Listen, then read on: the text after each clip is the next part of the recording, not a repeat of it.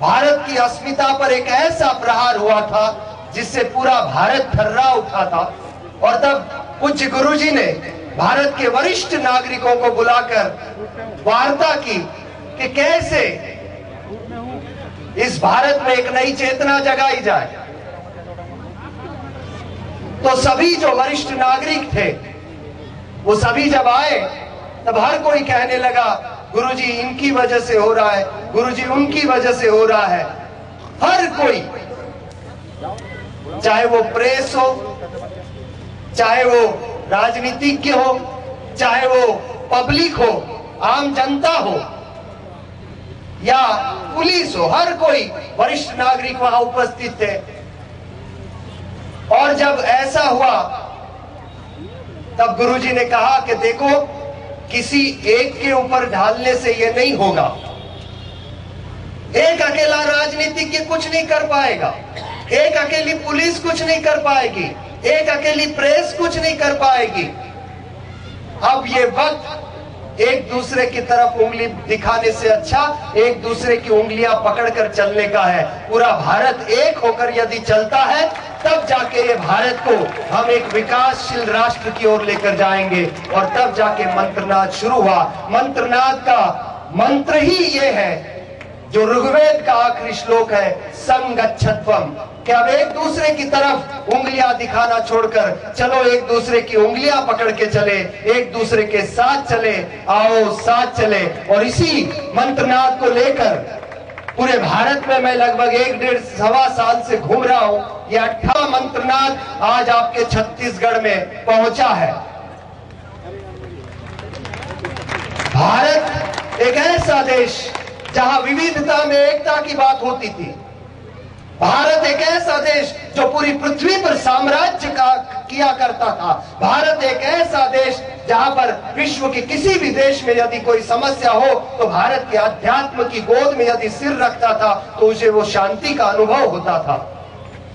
लेकिन आज उसी भारत के अंदर न जाने कितनी समस्याओं ने घेर लिया इस भारत को, चाहे वो आतंकवाद हो, नक्सलवाद हो, जातिवाद हो, संप्रदायवाद हो, न जाने कितने वादों ने इस भारत को घेर लिया।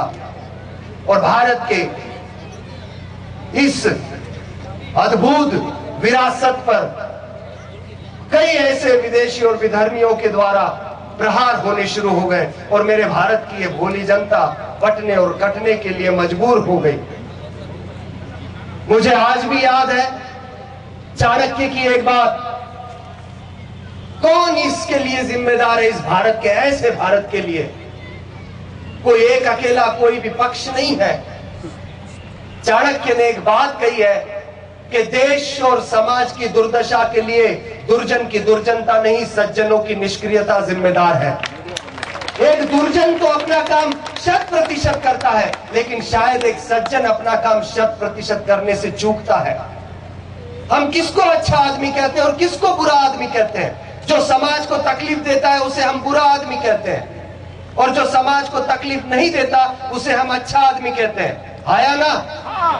बढ़कर चला जाता है समाज के लिए, उसे अच्छा कहो, लेकिन जो समाज की तकलीफ में कुछ नहीं करता उसको जब हम अच्छा कहते हैं तब गलती होती है। हकीकत में वही आदमी इस भारत की समस्या है जो समाज में तकलीफ होने पर कुछ नहीं करता, सिर्फ पूछता है क्यों कोई कुछ नहीं कर रहा, क्यों कोई कुछ नहीं कर रहा। वो कोई है कौन? एक बार भगवान श्री कृष्ण क्या बोल गए, यदा यदा ही धर्मस्य भारत, यद आत्मा में हम सभी झांक कर देख ले, वो भीतर ही बैठा है। कृष्ण किसको कहा गया? जो कर्म को कुशलता से करता है। हर समस्या में मुस्कुराते नाचते गाते हुए उत्सव दिया और कहा कि लिख, कितने बुरे लोग हैं तेरे यहाँ पर। तो उसने लिखना शुरू किया, बड़ी मुश्किल से 40 नाम लिख कर लाया। जब 40 नाम लिख कर लाया तब गुरुजी ने कहा कि तेरे यहाँ की जनता कितनी है, लोक संख्या कितनी है, जनसंख्या? तब उसने कहा कि गुरुजी 2 लाख लोग बसते हैं मेरे शहर में। तब गुरुजी ने कहा कि 2 लाख बसते हैं शहर में और तू तो कह रहा था कि बहुत है, ये तो सिर्फ 40 ही नाम है पूरे लोगों के। तब उसने कहा गुरुजी ये 40 ही बहुत है। तब गुरुजी ने कहा कि कितने आश्चर्य की बात है कि 2 लाखों लोगों की जनसंख्या तुम्हारे अपने शहर की और उसमें सिर्फ 40 बुरे लोग। तब गुरुजी ने ये कहा ये कितने आश्चर्य की बात है। 2 लाख में सिर्फ 40 बुरे हैं। यदि हम पूरे भारत को देखने जाए तो 100 करोड़ की आबादी इस भारत की है। उसमें अगर पकड़ पकड़ के भी बुरे लोगों को इकट्ठा करे तो बड़ी मुश्किल से 2 करोड़ लोगों को पकड़ पाएंगे कि तू आतंकवादी है, तू गलत आदमी है, तू चोर है, तू डाकू है। बड़ी मुश्किल से 2 करोड़ लोग पकड़ पाएंगे। यानी सिर्फ 2 बुरे हैं 100 में से। आया ना? 100 में से सिर्फ 2 बुरे हैं। तब गुरुजी ने कहा कि कितने आश्चर्य की बात है कि 2 बुरे लोग मिलकर 98 अच्छे को दबा देते हैं, लेकिन 98 अच्छे मिलकर 2 बुरों को नहीं दबा पाते।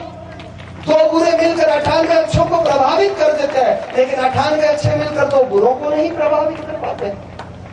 तब एक ऐसा सत्य गुरुजी ने कहा, उस लड़के को कहा कि पता है तुझे ऐसा क्यों है? 2 बुरे मिलकर भी 98 अच्छे को प्रभावित करते हैं, लेकिन 98 अच्छे मिलकर 2 बुरों को नहीं प्रभावित कर पाते। इसकी वजह यह है क्योंकि जो बुरे लोग होते हैं वो सोचते नहीं करते हैं, लेकिन जो अच्छे लोग होते हैं वो करते नहीं सोचते हैं, उसके बाद सोचते हैं, उसके बाद सोचते हैं और उसके बाद पूछते हैं कि क्यों कोई कुछ नहीं कर रहा। वो कोई है कौन? वो कोई है कौन? गुरु नानक जी का एक घटना मुझे याद आता है। संत गुरु नानक जी भगवान, उनके एक शिष्य हुआ करते थे भाईदारों।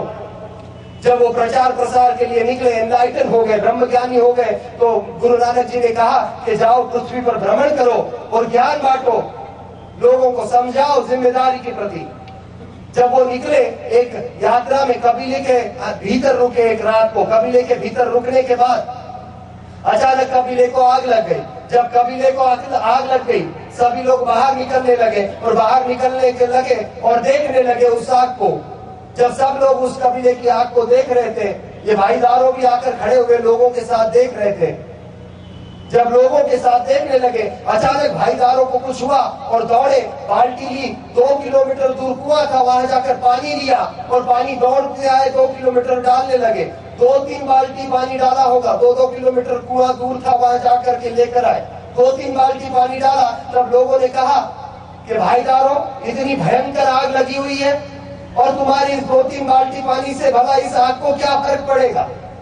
तब भाईदारों ने कहा कि मैं पागल नहीं हूं, मेरी बुद्धि भ्रष्ट नहीं है, मुझे भी पता है कि 2-3 बाल्टी पानी से इतनी बड़ी आग को कोई फर्क नहीं पड़ेगा, लेकिन मुझे अपने गुरु का वचन याद आ गया है। मेरे गुरु ने कहा है कि भाईदारों, जब समाज पे कोई आपत्ति आती है, जब समाज पे कोई संकट आता है, तो तुझसे जो बन पड़े वो करना, लेकिन खड़े खड़े तमाशा मत देखना, खड़े खड़े तमाशा मत। किसी को उसकी जिम्मेदारी उठानी होगी। और शायद आपको और हमको आपकी ताकत नहीं पता, उस ताकत का अंदाजा नहीं पता।